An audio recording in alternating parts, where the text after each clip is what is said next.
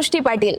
सध्या महाराष्ट्रभर जिल्हा परिषद निवडणुकांचं बिगुल वाजलेलं आहे आणि प्रचार सुद्धा अगदी जोरात सुरू आहे। आणि याच पार्श्वभूमीवर आज आपल्या सोबत आहेत वडगाव कोल्हाटी बजाजनगर जिल्हा परिषद गट क्रमांक 51 चे महायुतीचे शिवसेना पक्षाचे उमेदवार हनुमान जगन्नाथ भोंडवे आपल्या सोबत आहेत। त्यांच्याशी आज आपण चर्चा करणार आहोत। त्यांचा शिक्षण क्षेत्रात भरीव योगदान आहे, त्याचप्रमाणे समाजकार्याचा सुद्धा त्यांना दांडगा अनुभव आहे। तर याच पार्श्वभूमीवर या निवडणुकीच्या अनुषंगाने त्यांच्याशी आपण संवाद साधतोय। नमस्कार सर, स्वागत आहे तुमचं। तर आता या चर्चेची सुरुवात करतानाच माझा पहिलाच प्रश्न असणार आहे, म्हणजे आज तुमचं शिक्षण क्षेत्रात एवढं काम दिसतंय, पण या सगळ्याची सुरुवात झाली होती ती म्हणजे बजाज ऑटोमध्ये एक तुम्ही कामगार म्हणून कामाची सुरुवात केली होती आणि आज शिक्षण क्षेत्रामध्ये एवढं मोठं काम, कशी सुरुवात झाली आणि शिक्षण क्षेत्रामध्ये कसं वळलात? तुम्ही खूप छान असा प्रश्न विचारला आणि तो माझ्या जिव्हाळ्याचा प्रश्न आहे। खरं म्हणजे आम्ही 1981 या बजाज ऑटोमध्ये नोकरीनिमित्त गाव सोडून संभाजीनगरमध्ये आलो आणि ज्यावेळेस आम्ही MIDC वाळूजमध्ये राहायला आलो त्यावेळेस बजाजनगरमध्ये एकही शाळा नव्हती आणि अनेक असुविधा होत्या आणि अशा परिस्थितीमध्ये आमच्या मुलांसाठी या ठिकाणी शाळाच नव्हती। तर आम्ही एक 4-5 कामगारांनी ठरवलं की आपण इथं शाळा सुरू केली तर चांगलं होईल आणि त्या दृष्टीनं आम्ही अनेक लोकांचा सल्ला घेतला। त्याच्यामध्ये प्रामुख्याने मी नाव घेईल आपले गोविंदभाई सराफ यांचा। आम्ही त्यांच्याकडे गेलो, त्यांना सांगितलं साहेब आता खूप मोठी कामगार वस्ती होणार आहे, तर तुम्ही या परिसरामध्ये तुमच्या सरस्वती शिक्षण संस्थेची एक शाखा सुरू करा। त्यावेळेस त्यांनी सांगितलं की आता माझं वय झालं आहे, कामाचा व्याप खूप आहे माझ्या पाठीमागं, मला शक्य होणार नाही, पण तुम्ही तरुण आहात, शिकलेले आहात, तुम्ही करू शकता, तुम्हाला मी मार्गदर्शन करून वाटेल ती मदत करेन आणि तुम्हाला सगळी काही मदत करेल, तुम्ही ते सुरू करा। त्यांनी इतकं चांगल्या पद्धतीने आम्हाला समजवलं, त्यांची प्रेरणा घेऊन आम्ही शाळा सुरू करण्याचं ठरवलं। अनेक लोकांकडं आम्ही गेलो की बाबा शाळा सुरू करायची म्हणजे जागा लागते तर त्याला बिल्डिंग लागते, ह्या सगळ्या गोष्टी आम्हाला 2 वर्ष आम्हाला कुणी प्रतिसाद दिला नाही। परंतु आम्ही एक 32 मुलावर एक प्री प्रायमरी स्कूल सुरू केली आणि ती पण भाड्याच्या रूममध्ये। आणि लोकांची या ठिकाणी गरज होती, लोकांना शाळा नव्हती, आमच्याकडे ॲडमिशन वाढत होते। मग एक दिवस असाच आमच्या डोक्यात विचार आला, आपल्या शहरातले त्यावेळेचे म्हाडाचे अध्यक्ष, माजी महापौर, माजी आमदार असलेले माननीय किशनचंदजी तनवाणी साहेब यांना आम्ही भेटलो, त्यांना आमची अडचण सांगितली आणि आम्ही त्यांना सांगितलं साहेब तुमच्या आजोबाच्या नावाने आपण ही शाळा चालू, तुमच्या शाळेचं नाव देऊ, पण आमच्या कामगारांची ही जी गैरसोय आहे शाळेची तेवढ्यासाठी आम्हाला मदत करा।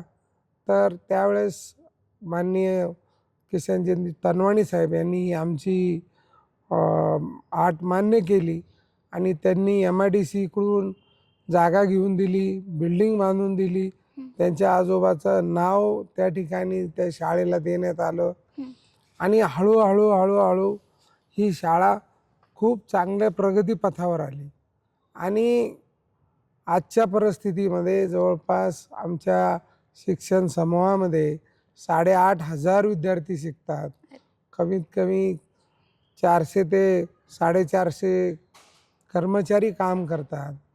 म्हणजे आम्ही कधीही विचार केला नव्हता की आम्ही एक पोट भरण्यासाठी खरं म्हणजे गावावरून संभाजीनगरला आलो आणि इथं आल्यानंतर आमची ही जी गरज होती, आमच्या मुलांना शाळेची गरज होती, ती गरज पूर्ण करण्यासाठी आम्ही पालकाच्या भूमिकेतून ही शाळा सुरू केली।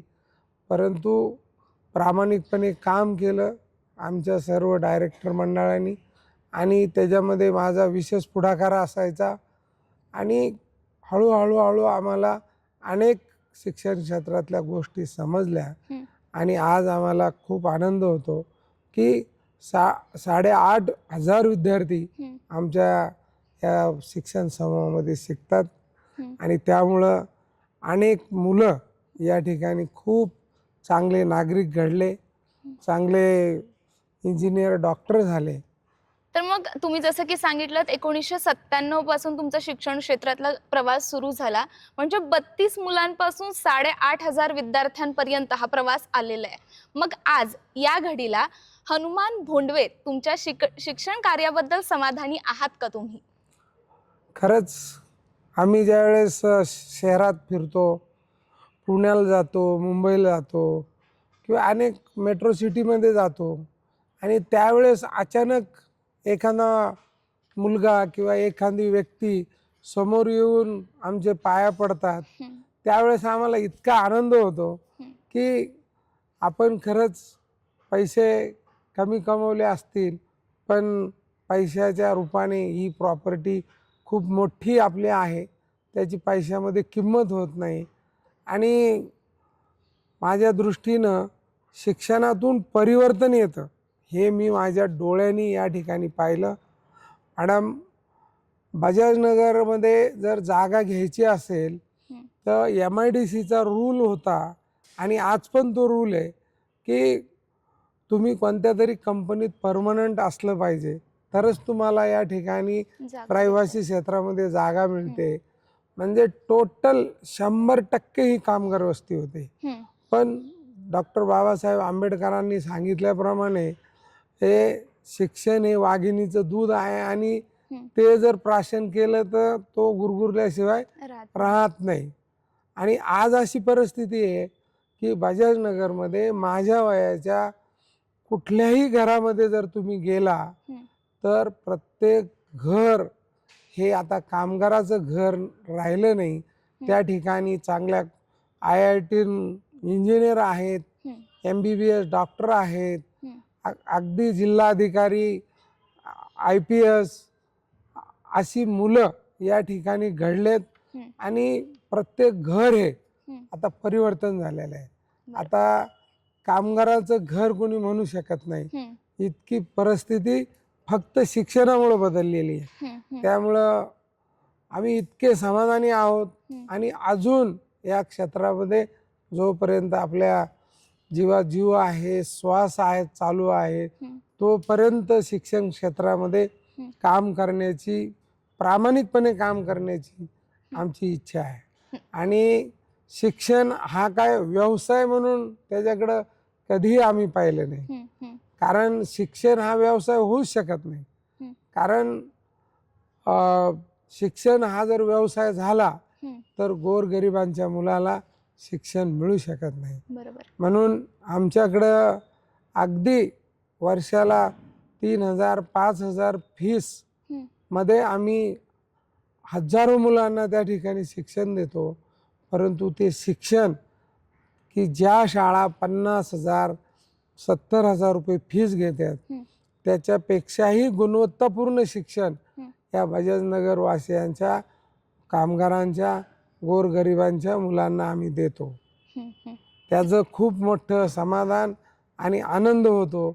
आणि जसं आपण एखादा प्रयोग करतो आणि त्या प्रात्यक्षिकामध्ये आपल्याला समजून येतं की ह्या प्रयोगातून काय घडलं, तसं आमच्या समोर हा प्रयोग घडला आहे की कामगाराचं परिवर्तन अधिकाऱ्याच्या घरामध्ये झालेलं आहे, इंजिनियरच्या घरामध्ये झालेलं आहे, डॉक्टरच्या घरामध्ये झालेलं आहे, उद्योजकाच्या घरामध्ये झालेलं आहे. आणि यामुळं अजून आम्हाला खूप प्रेरणा मिळाली. आणि असं वाटतं आता की यापुढे आपलं संपूर्ण आयुष्य फक्त शिक्षणासाठी खर्च करावं, असं मला नेहमी आता वाटतंय. आणि त्या दिशेने माझी वाटचाल चालू आहे. नक्कीच सर. म्हणजे जसं की मी म्हटले, शिक्षण दानापेक्षा मोठं श्रेष्ठ दान कोणतं नसतं, आणि त्याचं समाधान आज तुमच्या चेहऱ्यावर आम्हाला दिसतंय. म्हणजे बजाजनगरची जी कामगारांचं गाव म्हणून ओळख आहे ती बदलण्यात तुमचा मोठा वाटा आहे, असंही आपण म्हणू नक्कीच शकतो. मॅडम, मला माझ्या मनाला समाधान देणारी गोष्ट आहे ती. नक्कीच नक्कीच Yes. सर. तर मग आता शिक्षण क्षेत्रामध्ये इतकं मोठं भरीव काम, चेहरामोहरा बदलण्याची धडपड आणि यानंतर राजकारणामध्ये प्रवेश, राजकारणामध्ये पदार्पण, कसं काय हा टर्न घेतला? काय प्रेरणा होती यामागे? खरं म्हणजे आम्ही ज्यावेळेस ह्या ठिकाणी राहायला आलो हं, त्यावेळेस बजाजनगर हे ओसाड माळरान होतं. हं, या ठिकाणी जे काही पहिले 10 लोक राहायला आले त्यातला मी एक नागरिक आहे. हं, आणि या परिसरामध्ये लाईट नव्हती, हं. या परिसरामध्ये रस्ते नव्हते, बरं. कसलीही सुविधा नव्हती, बँका नव्हत्या, हॉस्पिटल नव्हतं, किराणा घ्यायला किराणा दुकानं नव्हती. छोट्या छोट्या गोष्टीसाठी आम्हाला पंढरपूरला जावं लागायचं. बेसिक गोष्टी. आणि मुलांना पुढे 10वी नंतरच्या शिक्षणासाठी शहरात जावं लागायचं. हं, त्यांना बस नसायची, इथं ड्रेनेज लाईनचा अभाव होता, हं, अनेक गोष्टी या ठिकाणी अभाव होता. हं, आणि त्या पूर्ण करण्यासाठी आम्ही आमदारांकडे जायचो, खासदारांकडे जायचो. हं, आणि हळूहळू त्या लोकांनी आम्हाला मदत केली. आमच्याकडे रेशन कार्ड नसायचे, हं, इथला कुठलंच काही आम्हाला समजत नसायचं. प्रत्येक छोट्या मोठ्या अडचणीसाठी हं, त्यावेळेचे जे काही आमदार खासदार होते त्यांच्या माध्यमातून आम्ही या ठिकाणी कामं केली. हं. आणि हळूहळू कामं होत होत होत आज हा बजाजनगरचा जो चेहरामोहरा बदललेला आहे. बरोबर. आणि लक्षात आलं नंतर आमच्या हं, की प्रत्येक गोष्ट राजकारण्याच्या माध्यमातूनच होते. हं, सर्वसामान्य किंवा दुसऱ्या कोणतंही माध्यम नाही आहे हं, की कुठल्या गावाचा विकास करायचा किंवा हं, कुठं काय करायचं हे सगळं राजकारणी लोकच ठरवतात. हं, आणि असं वाटलं की लोकांसाठी, हं. समाजसेवेसाठी राजकारणाचा आश्रय घेणं हे खूप गरजेचं आहे. बरोबर. म्हणून आम्ही या फील्डमध्ये ऑटोमॅटिक कधी आम्ही राजकारणात आलो हे आम्हालाच कळालं नाही. बरोबर. पण फक्त सामाजिक समस्या सोडवण्यासाठी हं, आम्ही राजकारण्यांशी संबंधित राहिलो. हं, आणि त्या माध्यमातून हं, त्यांनी आम्हाला हेरलं की हे कामाची आहेत. हं, आणि मग त्यांनी मला वेगवेगळी पदं दिली. हं, माझ्या मुलाला राजकारणामध्ये सरपंच केलं आमच्या शिवसेना पक्षाने. हं, आणि त्या माध्यमातून मला खूप मोठी संधी मिळाली. हं, मॅडम, तुम्हाला मी या ठिकाणी आवर्जून सांगेल, जे जे ऐकतायत त्यांना सर्वांना सांगेल हं, की त्यावेळेस अशी परिस्थिती होती हं, की सगळे रोड उखडलेले होते. हं. सगळ्या रोडच्या कडेने गटारं वाहत होते. सगळ्या ज्या वॉटर लाईन होत्या हं. त्या लिकेज झाल्या होत्या. त्या वॉटर लाईनमध्ये घाण पाणी जाऊन लोकांचं आरोग्य खराब व्हायचं. हं, हं, स्ट्रीट लाईट खराब झाल्या होत्या. हं, आणि मोठे मोठे नाले बजाजनगरमधून वाहत होते. हं, जसा की आपल्या सप्तशृंगी देवीपासून तर स्टेरलाईट कंपनीपर्यंत हं, नाला वाहत होता, ओपन होता. सरपटणारे प्राणी तिथं त्रास द्यायचे. तो आम्ही त्या काळामध्ये आमचे आमदार माननीय संजयजी शिरसाट साहेब हं, यांच्या माध्यमातून MIDCचा पाठपुरावा केला. त्यांना वेळोवेळी आम्ही समस्या मांडल्या. हं. आणि त्यावेळेचे जे उद्योगमंत्री होते देसाई साहेब, हं, त्यांच्या माध्यमातून संजय शिरसाट साहेबांनी हं. आमच्या परिसरामध्ये मुख्य रस्ते, सोसायटीचे अंतर्गत रस्ते, हं, सामाजिक सभागृहे, हं, रोडनी वाहणाऱ्या नाल्या बंद करून त्या नाल्या भूमिगत करणे, हं, स्ट्रीट लाईट लावणे. हं, वडगावला पाण्याची खूप मोठी समस्या हं, होती की पाणी मिळत नव्हतं. हं, तर MIDCच्या मुख्य पाणी केंद्रापासून तर आमच्या वडगावपर्यंत हं, पाणी आणण्यामध्ये आम्हाला यश आलं. हं, म्हणजे माझ्या मुलाच्या काळामध्ये बजाजनगरला हं, क्लीन अँड ग्रीन करण्याचा आम्ही प्रयत्न केला आणि त्यामध्ये आम्ही यशस्वी झालो होतो. हं, अख्ख्या बजाजनगरमध्ये कुठंही हं. माझ्या मुलाच्या सरपंचकीच्या काळामध्ये कचरा दिसत नव्हता. आम्ही हजारो लाखो झाडांचं या ठिकाणी वृक्षारोपण केलं आणि त्या माध्यमातून खूप एक समाजसेवा केल्याचं, एक सत्कर्म केल्याचा आनंद बरोबर. आम्हाला आयुष्यभर पुरेल असं मला वाटतं. नक्कीच. म्हणजे सर्वसामान्यांच्या ज्या समस्या होत्या, जे दुःख होती, ती अगदी जवळून पाहिली आणि त्यामुळं राजकारणात यावंसं वाटलं, असं पार्श्वभूमी आहे तुमची. तर यानंतर मी पुढच्या प्रश्नाकडे येईन. बजाजनगर आहे हे मंदिरांचं गाव म्हणून ओळखलं जातं पंचक्रोशीमध्ये. तर मग यामध्ये तुमचं योगदान कसं आहे? काय भूमिका राहिलेली आहे आपली यामध्ये? खरं म्हणजे बजाजनगरची जी काही लेआउट आहे, हं, तो जो MIDCनी केला, तो इतका सुंदर लेआउट आहे हं, की कुठल्याही शहराचा लेआउट इतका सुंदर नसेल. हं, इतका सुंदर लेआउट MIDCने केला. हं, त्या ठिकाणी अनेक ओपन पेस त्या ठिकाणी त्यांनी ठेवलेले आहेत हं, आणि त्या ओपन पेसमध्ये हं, अतिक्रमण व्हायचे हं, किंवा कचरा वगैरे त्या पेसमध्ये पडायचा आणि ते पडू नये म्हणून ठिकठिकाणी हं, अनेक लोकांनी पुढाकार घेऊन हं, त्या ठिकाणी वर्गण्या करून मंदिरं बांधली आणि एक हिंदू संस्कृतीचं या ठिकाणी जतन केलं. हं, आणि त्यानंतर सुप्रीम कोर्टाचा एक निर्णय निघाला हं, की अतिक्रमणित जे धार्मिक स्थळं आहेत, हं, मग ते मंदिरं असतील किंवा बुद्धविहार असतील हं, किंवा जैन स्थानकं असतील, हं. मस्जिद असेल बरं. किंवा चर्च असतील, हं, तर ते सर्व निष्कासित करण्यासाठी या ठिकाणी हं, सरकारच्या माध्यमातून प्रयत्न झाला. हं, परंतु आमचे आता सध्याचे आमच्या जिल्ह्याचे पालकमंत्री संजयजी शिरसाट साहेब हं, आणि त्या काळचे खासदार चंद्रकांत खैरे साहेब हं, यांच्या माध्यमातून आम्ही त्या मोहिमेला खूप विरोध केला. हं, त्यामध्ये आमच्यावर गुन्हे पण दाखल झाले, हं, पण आम्ही मंदिरं निष्कासित करू दिली नाही. हं, आणि अजून मंदिरं, कधीही मंदिरावर जर असा प्रसंग आला त्याच्यासाठी आमच्या जीवाचं बलिदान द्यायला पण आम्ही तयार आहे. हं. आणि जितकी मंदिरं या बजाजनगरमध्ये निर्माण झाली, त्या प्रत्येक मंदिरामध्ये माझं आणि माझ्या फॅमिलीचं खूप मोठं योगदान आहे. कोणत्या मंदिराला वर्गणी आमची गेली नाही असं कधीच नाही आहे. बरं. कारण काहीतरी सत्कर्म तुमच्या जीवनामध्ये घडलं पाहिजे, हं, ही आमच्या आईवडिलाची जी शिकवण आहे, ही आम्ही कायम परंपरेने चालू ठेवलेली आहे. बरोबर. म्हणजे असं जसा धार्मिक स्थळांचा मुद्दा आला, तसंच म्हणजे अशी लोकभावना जोडलेल्या असतात. तर मग संपूर्ण परिसरामध्ये तुम्ही एक सर्जनशील, सृजनशील आणि सर्व जाती धर्मांना एकत्र घेऊन जाणारा नेता म्हणून अशी तुमची ओळख आहे. काय सांगाल याबद्दल? खरं म्हणजे हे वेळोवेळी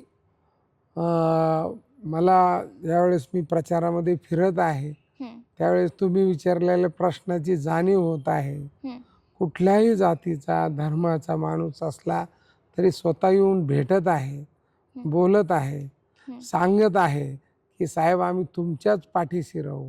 हं, तर त्याचं जर मी आत्मचिंतन केलं असं का, तर मी माझ्या आयुष्यामध्ये हं, कधीही जातीभेद केला नाही, कधीही प्रांतवाद केला नाही, कधीही गरीब श्रीमंतीचा विचार केला नाही. हं, आणि आपण केलेल्या कामाचं फळ मिळेल का हं, नाही मिळेल याचा विचार केला नाही. हं, वर्षानुवर्ष हं, या वसाहतीमध्ये येऊन जवळपास 40 वर्ष या ठिकाणी होत आले आणि या 40 वर्षामध्ये प्रत्येक जाती धर्माशी सगळ्यांशी संबंध आल्यामुळं प्रत्येक ठिकाणी काही ना काही सेवा करण्याची मला संधी मिळाली आणि त्या प्रामाणिक सेवेची पावती म्हणून आज लोकांचं जे प्रेम मिळते, हं, त्यामुळं असं वाटते की आपल्या आईवडिलांनी आपल्याला जी शिकवण दिली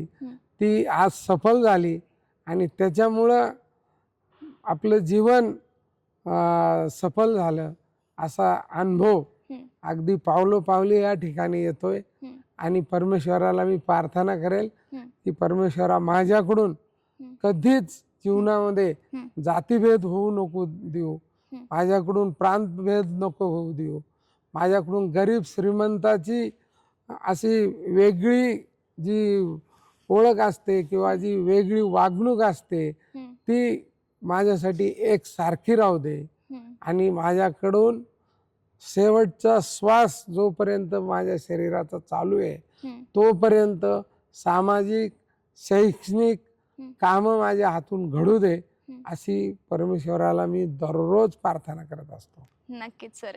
म्हणजे आपण अगदी तुमचे काम, तुमचा प्रवास किंवा तुमच्या ज्या भावना आहेत समाजाबद्दल त्या जाणून घेतल्या. मग आता निवडणुकीचं जे रिंगण सजलेलं आहे जिल्हा परिषदेचं, विरोधक सुद्धा अगदी तयारीत आहेत, प्रचार सुद्धा जोरात सुरू आहे. मग लोकांनी तुम्हालाच का निवडून द्यावं असं तुम्हाला वाटतंय?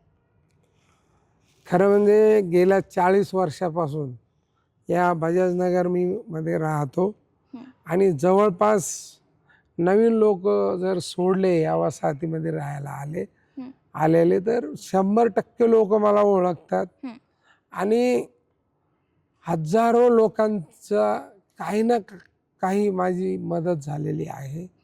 कारण आज 8-8.5 हजार विद्यार्थी शाळेत शिकतात. प्रत्येकाची परिस्थिती सारखी नसते आणि परिस्थिती सारखी नसल्यामुळे अनेक लोकांना माझ्या हातून त्यांना मदत गेलेली आहे. त्यांना आम्ही मुलाचं शिक्षण होण्यासाठी योग्य ते मार्गदर्शन केलेलं आहे.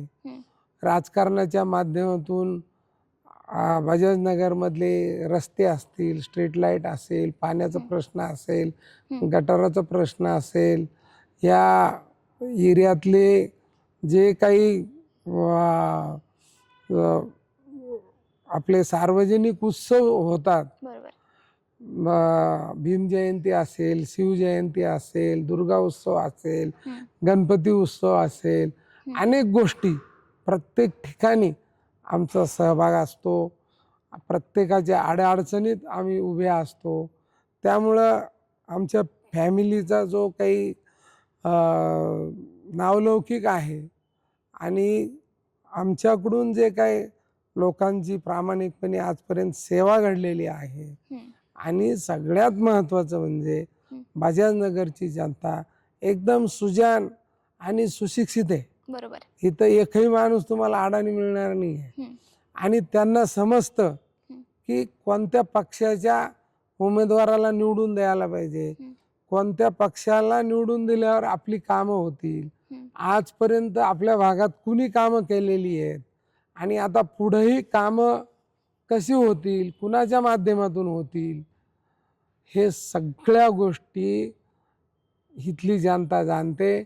आणि ह्या परिसरामध्ये फक्त आत्ताचे जे महाराष्ट्र राज्याचे सामाजिक न्यायमंत्री आणि आपल्या संभाजीनगर जिल्ह्याचे पालकमंत्री जे आहेत संजयजी शिरसाट साहेब आणि आमचे खासदार संदीपानजी भुमरे साहेब यांच्याशिवाय या परिसरामध्ये एकाही राजकीय पार्टीच्या कुठल्याही नेत्यांनी कार्यकर्त्यांनी कसल्याही प्रकारचे कामं केलेली नाहीत. त्यामुळं मला कामाची पावती या ठिकाणी जनता देणार आहे आणि प्रचंड मताने मी निवडून येणार आहे असा आत्मविश्वास मला अगदी मनापासून वाटतो. नक्कीच. म्हणजे एकंदरीत काम बोलतंय आपण असं म्हणू शकतो. बरोबर आहे. तर मग आता या निवडणुकीत झालेल्या कामांबद्दल तरी आपण बोललोच, पण येणाऱ्या निवडणुकीत आपल्याला जनतेनं कौल दिला तर पुढील 5 वर्षाचं काय डोक्यात विजन आहे? कोणती कामं अगदी धडाडीनं सुरुवात कराल? मॅडम, मी तुम्हालाही सांगतो आणि सर्व जनतेला पण सांगतो, ह्या ज्या स्थानिक स्वराज्य संस्था आहेत, ग्रामपंचायत असेल, पंचायत समिती असेल, जिल्हा परिषद असेल, खरं म्हणजे यांना विशेष असा निधी नसतो. मी जिल्हा परिषद सदस्य झाल्यावर मी गावाचा कायापालट करील, सर्व काही या ठिकाणी मोठी कामं करेल, ह्या थपा मी अजिबात मारणार नाही. मला बजाजनगर वासियांच्या ज्या काही समस्या आहेत, ज्या मूलभूत नागरी सुविधा अजूनही काही त्रुटी आहेत त्याच्यामध्ये, किंवा ज्या डेव्हलपमेंटचा भाग म्हणून वर्षानुवर्ष, म्हणजे आज तुम्ही जे आपण प्रगत राष्ट्र आपण ज्याला म्हणतो, इंग्लंड अमेरिकेसारखे, तिथं सुद्धा अजून डेव्हलपमेंट चालूच आहे. तशी बजाजनगरमध्ये पण म्हणजे पिढ्यानपिढ्या डेव्हलपमेंट चालूच राहणार आहे. परंतु एक जिल्हा परिषद सदस्य किंवा पंचायत समिती सदस्य या नात्याने असं भरीव काम कोणतंही करता येत नाही. त्याच्यामध्ये एकच काम असतं स्थानिक स्वराज्य संस्थांच्या प्रतिनिधीचं, सदस्यांचं, की आपल्या स्थानिक आमदारांचा, खासदारांचा, मंत्र्याचा पाठपुरावा करून कामं करून घेणे, शासनाचा निधी आणून कामं करून घेणे, हा जो मुख्य गोष्ट असते ती मी करणार आहे. कारण मी माझा मुलगा सरपंच असताना जवळपास 100 करोड रुपयाची कामं बजाजनगरमध्ये करून घेतलेली आहेत. आणि आता जिल्हा परिषद सदस्य झाल्यावर सुद्धा अनेक हजारो करोड रुपयाची कामं या परिसरातली माझ्याकडून, माझ्या पाठपुराव्यातून करण्याचं मी स्वप्न पाहतोय. परंतु माझं मुख्य स्वप्न असं आहे की बजाजनगर शिक्षणाच्या माध्यमातून परिवर्तन झालेलं मी माझ्या डोळ्यांनी पाहिलेलं आहे. म्हणजे थोडक्यात माझ्या हातून ती घटना घडलेली आहे. आणि मला आता असा आत्मविश्वास आलेला आहे की समाजाला जर सुधारायचं असेल तर शिक्षणाशिवाय दुसरा कोणताही मार्ग नाही आहे. आणि शिक्षण हाच खरा राजमार्ग आहे. फक्त गुणवत्तापूर्ण शिक्षण या जिल्ह्यातल्या मुलांना मिळावं, खेड्यापाड्यातल्या मुलांना मिळावं, गोरगरिबांच्या मुलांना चांगलं शिक्षण मिळावं, यासाठी मी माननीय खासदार संदीपानजी भुमरे साहेब, माननीय पालकमंत्री संजयजी शिरसाट साहेब यांच्या माध्यमातून, आमचे जे आमदार आहेत बोरनारे सर, आमच्या संजनाताई, ह्या सर्व आमदारांच्या माध्यमातून मी भविष्यात मागणी करणार आहे की मला शिक्षण सभापती द्या. आणि दरवर्षी कमीत कमी 5 शाळा, म्हणजे महाराष्ट्र लेवलला, जशी आमची भोंडवे पाटील शाळा महाराष्ट्रामध्ये 3rd रँक येऊन 21 लाख रुपयाचं पारितोषिक आमच्या शाळेला मिळालेले आहे, तसं 25 शाळांना असं पारितोषिक मिळेल इतक्या गुणवत्तेच्या शाळा बनवण्याचं माझं स्वप्न आहे. कन्नड, सिल्लोड, सोयगाव, खुलताबाद हा खूप डोंगराळ, या तालुक्यातला डोंगराळ प्रदेश आहे. त्या ठिकाणी शिक्षणाच्या खूप गैरसोयी आहेत. आणि या शिक्षणाच्या गैरसोयीकडं शासनाचं लक्ष वेधण्यासाठी शिक्षण मंत्री असतील, मुख्यमंत्री असतील, किंवा आमच्या पक्षाचे मुख्य नेते एकनाथराव शिंदे साहेब असतील, यांच्यापर्यंत या जिल्ह्यातल्या शिक्षणाच्या समस्या मांडण्यासाठी मी खऱ्या अर्थाने ही धडपड करत आहे. इथल्या नागरी सुविधा तर मी माननीय पालकमंत्री साहेबांच्या माध्यमातून, माननीय खासदार साहेबांच्या माध्यमातून, मी जिल्हा परिषद सदस्य नसलो तरी मी पाठपुरावा करून मी पक्षाचा तालुका प्रमुख या नात्याने ह्या मी सोडू शकतो, सोडवलेले आहेत, यापुढे मी सोडवणार आहे. पण माझं टार्गेट आहे की मी खेड्यापाड्यातल्या मुलांसाठी काहीतरी शैक्षणिक गुणवत्तापूर्ण शिक्षण त्या ठिकाणी देऊन 25 शाळा सुधारल्या तर कमीत कमी 25 गावांचा कायापालट या जिल्ह्यातून होईल. आणि हा पॅटर्न महाराष्ट्रभर राबवला जाईल असं मी खूप मोठं स्वप्न पाहून ह्या निवडणुकीला सामोरे जातोय. मला माझी फॅमिली, माझे मित्र, अनेक लोक सल्ला देतात, घाणेरडं क्षेत्र आहे, आरोप प्रत्यारोप होतो, नाही त्याच्या मनधरणी करावं लागते, बदनामी होते. परंतु माझ्या ह्या स्वप्नासमोर माझी बदनामी, माझं कष्ट, मला काही त्याची तमा नाही आहे. आणि रात्रंदिवस त्यासाठी राबण्याची आणि कष्ट करण्याची माझी तयारी आहे. आणि हा चांगला उद्देश माझा मनापासून असल्यामुळं माझा अनुभव आहे की जर तुमचा उद्देश चांगला असेल, निस्वार्थ भाव असेल, तर परमेश्वर तुमच्या पाठीमागे उभा राहतो, समाज तुम्हाला साथ देतो आणि तुमचं मिशन, तुमचं जे स्वप्न आहे ते पूर्ण होतं. अनेक वेळाचे अनुभव आहेत. फक्त जिल्हा परिषद सदस्य होऊन थांबणार नाही आहे. मी आमच्या नेत्यांच्या पाया पडून त्यांची मनधरणी करून मला शिक्षण सभापती करून घेणार आहे आणि जिल्ह्यामध्ये काम करायचं स्वप्न मी या ठिकाणी पाहत आहे. नक्कीच सर, म्हणजे शिक्षण क्षेत्रामध्ये इतका मोठा अनुभव असलेला व्यक्ती जर शिक्षण सभापती होत असेल तर त्या परिसराचा शैक्षणिक विकास होणं कोणीच थांबवू शकत नाही असंही आपण म्हणू शकतो. आणि जसं की तुम्ही म्हणालात, जर उद्देश आपला चांगला असेल तर आपलं कामही चांगलं होतं. म्हणजे बजाज ऑटोमध्ये काम करणारे कामगार ते आज इतकं मोठं शैक्षणिक साम्राज्य, प्रवास खूप मोठा आहे, कामही खूप मोठं आहे आणि या एकंदरीत सगळ्या कामाबद्दल बोलायचं झालं तर आपल्याला वेळ कमी पडेल, पण वेळेची आपल्याला काही अंशी मर्यादा आहे. तर मी चर्चेच्या शेवटाकडे येते. आता आजच्या या चर्चेच्या माध्यमातून, या इंटरव्ह्यूच्या माध्यमातून तुम्ही तुमच्या मतदारसंघातील लोकांना अगदी थोडक्यात काय संदेश द्याल? मी ह्या निवडणुकीच्या पार्श्वभूमीवर मी माझ्या मतदारसंघातील सगळ्या मतदार बंधू भगिनींना विनंती करेल की प्रत्येक उमेदवाराला 3 प्रश्न विचारा की तुम्ही आत्तापर्यंत या परिसरासाठी काय केलं आणि भविष्यात काय करणार आहे आणि कसं करणार आहे, हे 3 प्रश्न विचारा. हे ज्याचं समर्पक उत्तर वाटेल त्याला तुम्ही मतदान करा. आणि दुसरा एक गोष्ट मी सर्वांना सांगेल की अनेक लोक फक्त मतदानाच्या वेळेसच समोर येतात आणि तुमचा मतदानाचा हक्क विकत घेतात आणि 2-4 हजारामध्ये तुम्ही मतदानाचा हा जो लोकशाहीने, संविधानाने दिलेला जो अमूल्य असा अधिकार आहे तो तुम्ही विकू नका. पैसे देणाऱ्याला मत देऊ नका.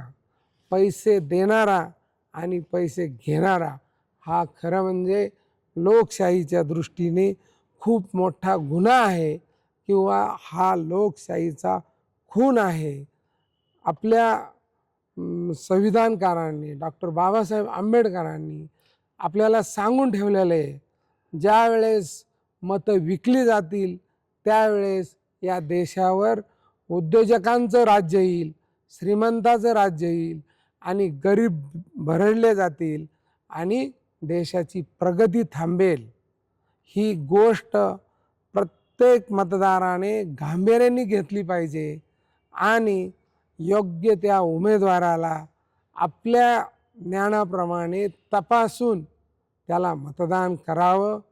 जो काम करेल त्याला जर तुम्ही मतदान करणार नसाल आणि जो काम न करता त्याच्या दादागिरीला, त्याच्या फसव्या आश्वासनाला, त्याच्या पैशाकडं पाहून तुम्ही जर मतदान करणार असेल तर तुम्ही लोकशाही विरोधी आहात, तुम्ही संविधान विरोधी आहात आणि तुम्हाला खरंच म्हणजे एक सृजनशील नागरिक म्हणून घेण्याचा अधिकार राहणार नाही. म्हणून माझी सर्व मायबाप जनतेला, मतदारांना मनापासून विनंती आहे की विकासाला मत द्या, सुरक्षिततेला मत द्या आणि समानतेला मत द्या. एवढी माझी मनापासून सर्व मतदार बंधूंना विनंती आहे. नक्कीच सर, खूप छान चर्चा झाली आजची आपली ही.